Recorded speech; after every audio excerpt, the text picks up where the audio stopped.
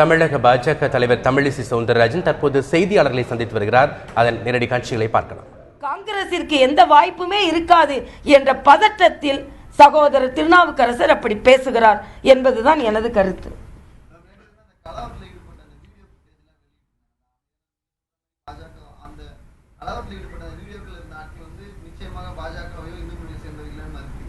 நிச்சயமாக இல்லை.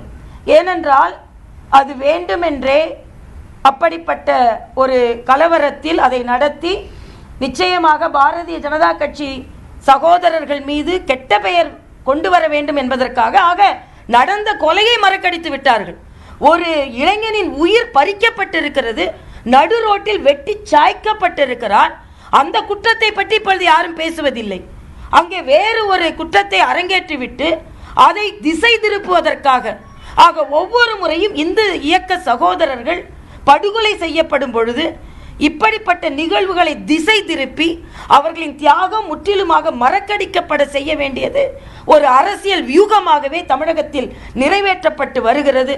அதுதான் நேற்றும் நிறைவேற்றப்பட்டிருக்கிறது என்பது எனது வன்மையான குற்றச்சாட்டு, மிகவும் வலுவான குற்றச்சாட்டு.